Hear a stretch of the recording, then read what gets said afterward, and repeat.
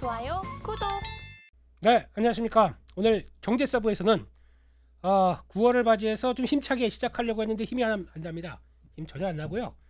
이게 뭔가 싶을 정도고 이러려고 주식했나 싶기도 하고 어렵습니다. 짜증은 벌써 한두 달 전부터 여기까지 차 있는데 시장은 전혀 너 짜증난 건 상관없고 그냥 밀어버리겠어. 이렇게 나오는 아주 더티한 시장입니다.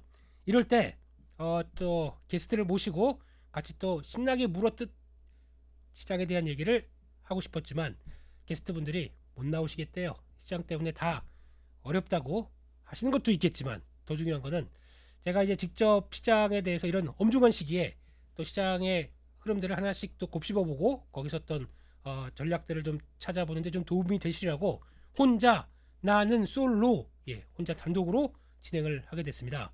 그래서 아마 또 거의 1시간 동안 제 얼굴 보시느라고 좀 피곤하시겠지만 가급적이면 제가 화면들을 많이 보여드리면서 지금이 이런 상황이다. 이럴 때 뭘 어떻게 해야 될까라고 하는 여러 가지 투자 마인드의 보강, 그리고 또 이런 더티한 시장에서 살아남는 서바이벌 플랜, 이런 쪽으로 포인트를 맞추면서 이것저것 한번 좀 챙겨보도록 하겠습니다. 일단 시장 흐름들 보면서 가장 먼저 봐야 될 게 이제 해외 시장 한번 잠깐 볼까요? 해외 시장 보게 되면 해외 시장에서는 이제 지금 거의 이제 미국 증시 다우는 세요. 전 고점에서 이제 약간 그래도 약간 가치주 성격이죠. 그러다 보니까 지금 미국 시장의 분위기는 그래도 금리 인하하게 되면 지금까지 성장주만 우르륵 달렸다. 그러면 우리 좀 봐줘라고 해서 가치주에 대한 시각들이 조금씩 더 이어가고 있고, 게다가 지금 딱 시장의 스타일은 이제 이번 주 동향 쭉 보게 되면 그렇습니다. 뭐 약간 헬스케어, 그리고 또 부동산, 그리고 또 경기 소비재 관련된 쪽들, 그러니까 필수 소비재 쪽이죠. 그리고 또 약간 경기 방어적인 유틸리티 쪽, 이쪽이 강해요. 그리고 또 상대적으로 테크주, IT AI 붙었다. 근데 뭐가 조금 마음에 안 든다. 다 던집니다. 미국 시장에서도 이런 분위기가 나오다 보니까 다우지수 좀 더 세고 S&P 그냥 균형적, 나스닥은 너 안 돼, 이런 느낌. 이번에 급락이 나왔었을 때 다시 반등이 쭉 들어오다가 여기서 한 18,000대 부분에서 막 시도하고 열심히 하다가 다시 흘러내려가는 이런 패턴을 봤을 때는 약간 산에 이렇게 올라가서 힘들다 힘들어서 여기 좀 올라왔는데 다음 산을 갈까가 아니라 아이고 힘들어서 그냥 내려갈래요, 이런 느낌이죠. 그러다 보니까 지금 시장은 약간 그런 분위기 쪽에 무게를 삼고 있다. 특히 약간 지금 시장에 취약한 건 IT, 테크, 기술주, 빅테크 이런 쪽이다. 거기다가 이쪽이 약한 배경들을 다시 한번 살짝 보게 되면은 그거죠. 지금 빅테크 쪽에서 가장 큰 화두가 뭐냐면은 첫 번째는 저희가 보통 그런 얘기 많이 하죠. 금리 인하 시기에는 밸류를 많이 좀 깎아 먹었던 이 성장주들을 다시 끌어오기 시작하면서 금리 인하가 밸류를 회복시키는 성장주가 또 가장 수혜다, 이런 쪽으로 얘기를 많이 했었는데 지금 분위기는 그렇지 않습니다. 금리 인상기에 빅테크 같은 경우는 여전히 돈을 많이 벌고 있어요. 그러면 갖고 있던 잉여 현금 흐름을 높은 금리로 반영시키면서 이거 나 그냥 돈 갖고 있었는데 금리가 올라가서 한 5%씩 연간씩 5%씩 반영돼서 주네. 와, 꿀, 이러면서 아주 기분 좋게 진행을 하다가 이제 금리가 인하하다 보니까 좀 복잡해졌어요. 그러면 그동안에 이렇게 꿀 이런 상황들에서 리파이낸싱을 해야 됩니다.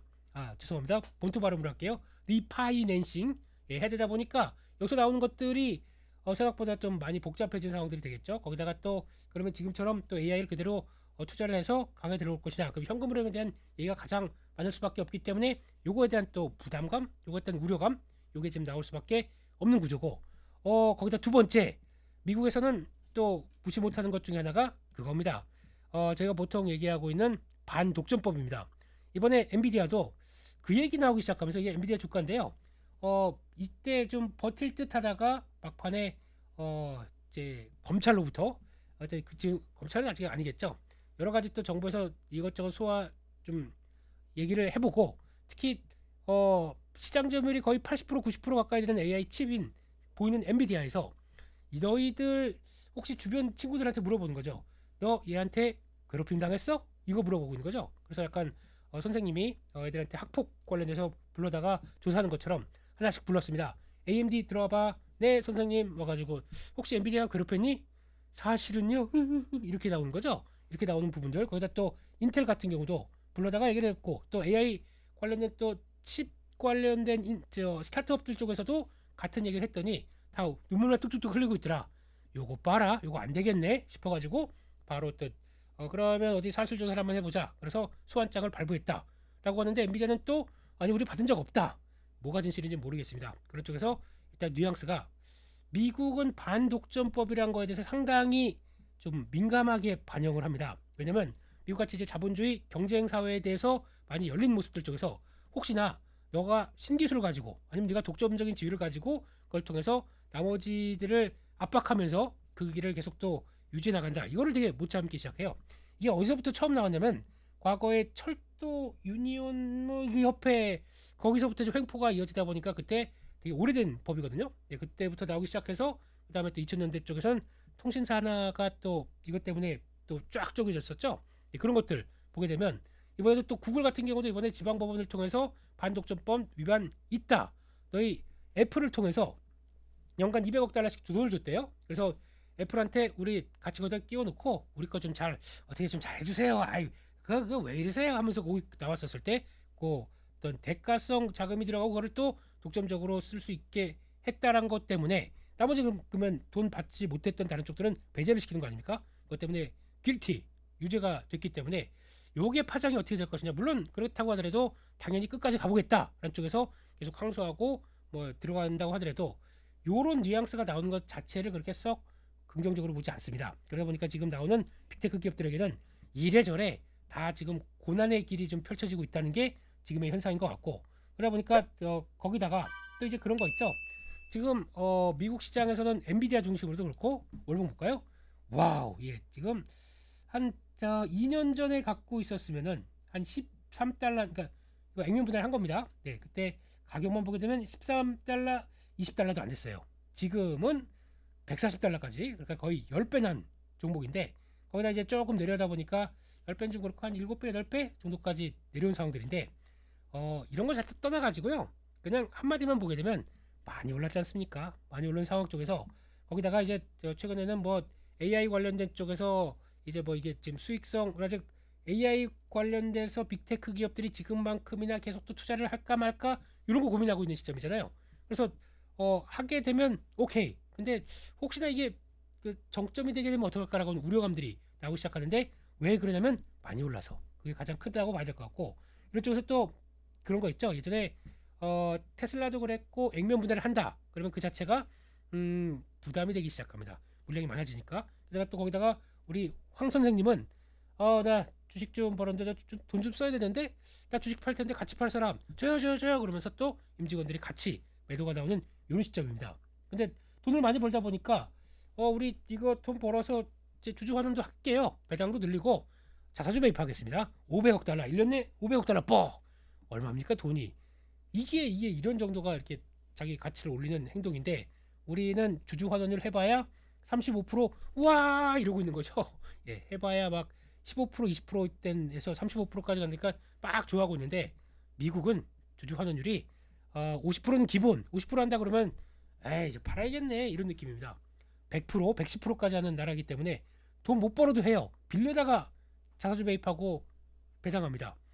좀 본받아야 되겠죠. 예, 근데 그런 쪽에서 나왔을 때 지금은 자사주 매입하다 보니까 아마 밑은 좀 막혀 있을 것 같아요. 그럼에도 불구하고 약간 지금 시장 분위기는 계속 어느 정도 올라가게 되면 좀 차익 매물도 있는 관점 쪽에서 무겁습니다. 그거를 인정하고 봐야 될 것 같고요.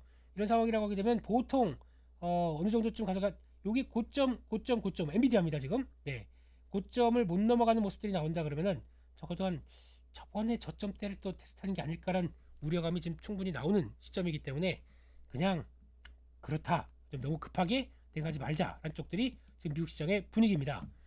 그러니까 이런 상황들인데 가뜩이나 이런 상황에서 한국 증시를 딱 보게 되면 예 재력도 약하고 뭐 거래도 보세요. 지금 그나마 미국 시장 같은 경우는 꾸준히 거래 들어오면서 좀 움직이는데 한국은 뭐 좀 어떤 급변하는 때 아니면은 거래 안 들어와요. 그냥 뚱한 관망세 이런 시장의 흐름들 쪽에서 뭘 기대하겠습니까? 게다가 또 요즘 미국 시장에서 가장 많이 얘기되는 거는 금리는 이제 인하한다. 그러면 금리 인하를 하는 만큼 그 반대쪽이죠. 그러니까 지금까지 고금리 때도 잘 시장이 견뎠습니다. 그러다 보니까 여기까지 왔는데 지금 시점에서 금리를 이제 인하를 하는 과정들이 왜 금리를 인하하겠느냐? 혹시 그러면 경기가 안 좋아서? 그러니까 지금 두 가지죠. 연준은 두 가지를 봅니다. 그러니까 즉 물가와 고용 두 가지를 보고 변화에 따라서 그 금리를 조절해가는 과정이라고 봐야 될 텐데 물가가 급등하다 보니까 거기에 따라서 금리를 빠르게 올렸었죠. 그런 상황 쪽에서 혹시나 보자 물가를 이렇게 물가 따라서 금리를 같이 올려서 이 물가 상승을 억제를 하는데 그 과정에서 경기가 초토화되면은 이거 빨리 또 다시 어느 정도 되면 금리를 내려야지라고 했는데 미국 시장이 잘 버팁니다. 거기다가 또 미국 시장으로 와라 공장은 다 아메리카로 이런 정책을 쓰다 보니까 거기서 나오는 또 GDP 성장률과 함께 괜찮았었죠. 그래도 고금리엔 장사 없습니다. 그러다 보니까 이제 피해가 나오기 시작하면서 이게 금리를 인하할 시점이 됐는데 그만큼 경기가 안 좋아서 하는 거 아니야? 라는 생각들이 많이 들 시점이죠. 그러면 반대로 금리를 세게 인하한다. 그러니까 생각보다 25bp가 아니라 50bp까지 한다. 와 우리 금리 인하 때문에 유동성이 많아져서 좋아요를 먼저 생각하지 않습니다. 아니 잠깐만 뭐가 안 좋으니까 이렇게 세게 하는 거 아니야? 라는 우려감들이 커 있죠. 그렇기 때문에 지금 요즘은 솔직히 미국 시장 보면서 저는 깜짝 놀란 게 아니 주간 단위로 발표되는 신규 실업수당 청구 가지고 그거 뭐 몇만 건 늘었다 줄었다 해가지고 시장이 경기 침체 살았네 뭐 조울증을 보입니까? 이게 문제죠. 근데 어쩔 수가 없습니다.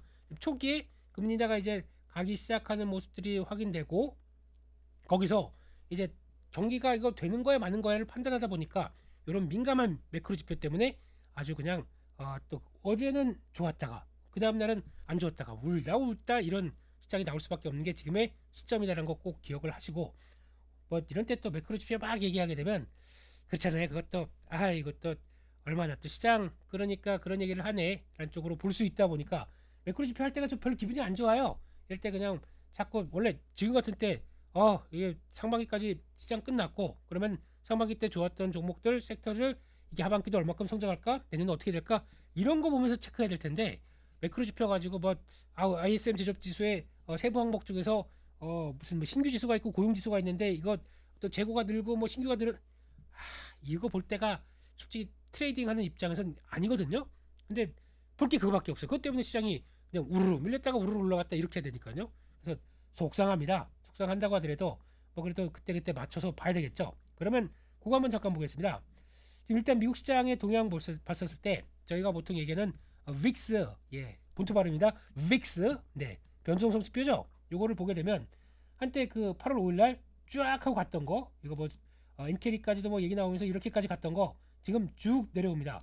살았네가 아니죠. 한번 살아난 변동성은 뭐가 하나 변화가 나온다 그러면은 그때 또 요 보게 되면 여기서 돌파했었을 때 그때가 한 15대였었어요. 거기를 잘 안 깨더라고요. 그러면 여기 안 깨고 그때는 그 전에는 뭐 10대까지 내려갔지만 여기서 왔다 갔다 하다가 탁 튄다 이러면은 요런 거 또 변동성이 살아나면서 시장에 충격을 주는 과정이겠죠. 이런 것도 올라오다가 어느 정도까지 또 올라온다 그러면 또 내려와요. 근데 그때가 아직 어느 정도인지 모르겠고 그래도 여전히 살아있다. 그러니까 변동성은 살아있네. 이런 쪽으로 보시면서 지금 아직까지는 시장에 여러 가지 심리들은 안정이 못 됐다는 걸 일단 반증이라고 봐야 되겠죠. 이거는 또 보셨으면 좋겠고 게다가 또 매크로 지표 몇 개 한번 볼까요? 외환시장입니다.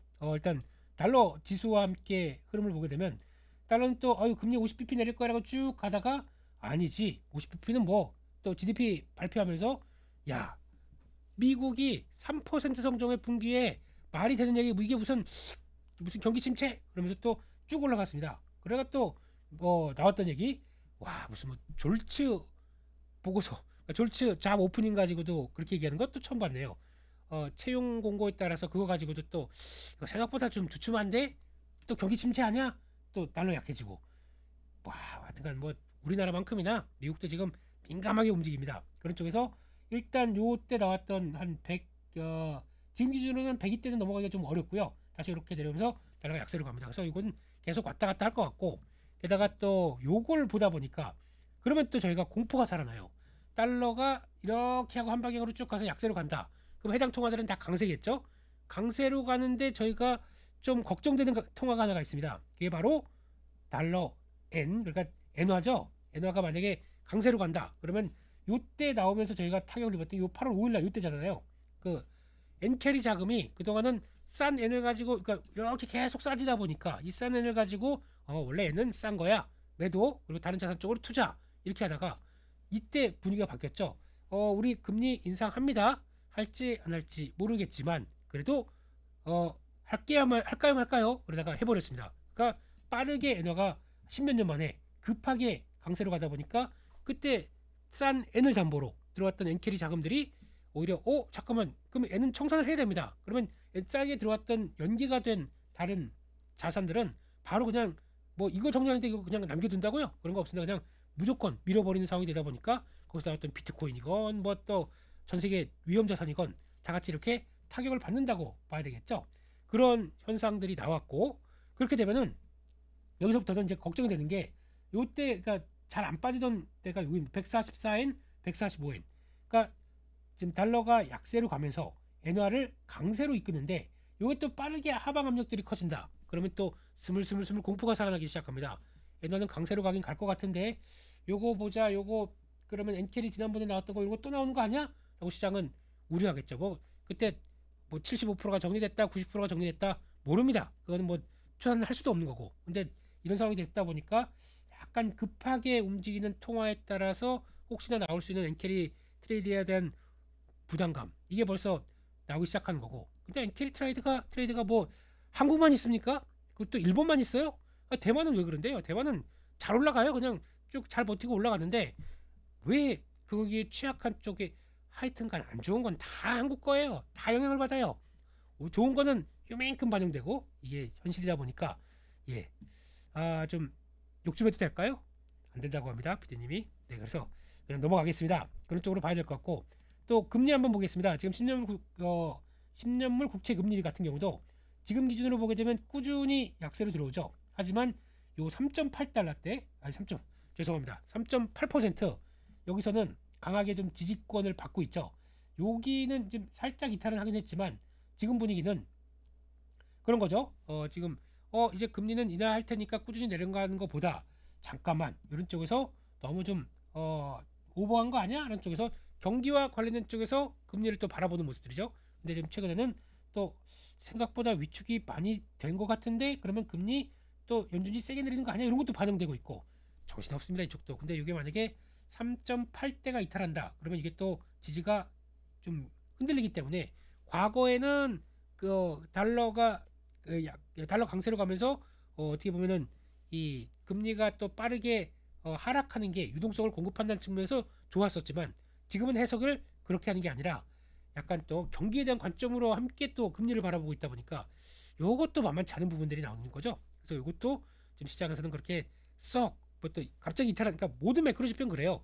안정적으로 움직이는 게 좋은데 아래쪽으로 간다라고 하더라도 그냥 이렇게 쫙 내려오는 거 이거는 깜짝깜짝 놀라요. 그게 아니라 이렇게 꾸준하게 하향되든가 꾸준하게 올라가든가 이게 가장 중요한 변화에 맞춰서 불확실성을 제거하고 본다라는 것 좀 좋은데 이렇게 뭐가 급변한다 이런 거 별로 좋은 게 아닙니다. 그래서 그렇게 나온 것 같고 그래서 결론적으로는 지금 시장 분위기는 이런 매크로 지표나 빠르게 움직이는 흐름에 따라서 지금 상당히 또 이것저것 해석할 걸 많이 던져주고 그만큼 변동성이 큰 시장이다라는 것들을 꼭 염두를 하고 보시는 시점이 맞다라고 봐야 될 것 같습니다. 그렇게 되면은 이제 국내 증시도 지금 가뜩이나 취약한데 이런 취약함 쪽에서 가장 취약한데 더 취약하게 더 이렇게 찬물을 확 부어버리는 그런 현상들이 언제부터 나오기 시작했냐면요. 월봉 한번 볼까요? 네, 이렇게 올라가면서 이때부터 7월달부터 그래도 하반기 되면은 그래도 우리가 다 금투세 관련된 쪽 그냥 뭐 좀 그렇지 않겠어? 그러면서 어차피 뭐 좀 위에 또는 폐지할 거 아니야? 라고 봤는데 아니에요.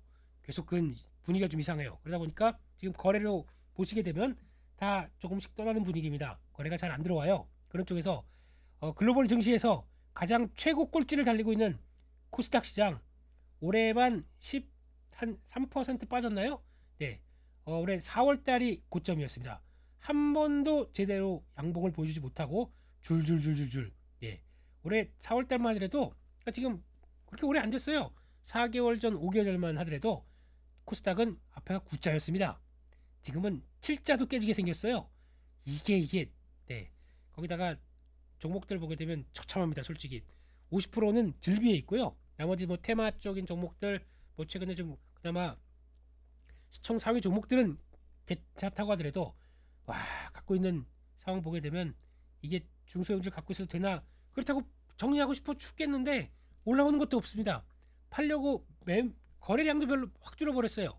이런 시장을 보고 있는 자체들이 너무 안타깝고 속상해서 그냥 미치고 빨짝뛸 이런 상황들이어서 속상합니다. 네, 그런데 금투세를 시행을 한다고요? 네, 금투세가 아니라 투자세겠네요. 투자자 원금을 다 뜯어가는 세금이 이런 쪽으로 됐었을 때 속상합니다. 네, 그래서 이런 부분들로 보게 되면 이제 그대로 노출되면서 좀 취약한 모습들, 특히 이번에 반등이 된다고 하더라도 이런 거 보시게 되면 느낌이 오시는 게 이번에 올 때 그랬어요. 그러니까 이렇게 되면은 제대로 된 시장이면은 여기 요 중요한 검은색 선지 이걸 안착을 해야 되거든요. 안착하고 위에 딱 들어오고 그 다음에 다음으로 뚝 올라가는 게 일반적인데 지금은 그렇지 못합니다. 시도하다가 하는 사이에 그대로 가라앉는 시장. 즉 보시게 되면은 요게 안착 못하고 삐질삐질 되다가 탁 밀렸습니다. 그래서 밀려서 다시 힘을 내고 돌아가야지 딱 걸려버렸잖아요. 두 번에 걸쳐서 이런 중요한 저항대에서 맞고 떨어진다. 이게 그렇게 썩 좋은 모습들이 아니거든요. 그러면 적어도 요 라인대들 어딘가를 좀 확인하겠다는 입장이고, 아직 우리 이때 올라갔던 거 좀 완벽하게 소화 못했어 라는 쪽으로 다시 내려오는 거죠. 이거는 지지권을 어떻게 찾아야 되느냐, 이게 관건인데 그 실마리를 한국이 뭔가를 뭐 해석을 할 수 있겠느냐.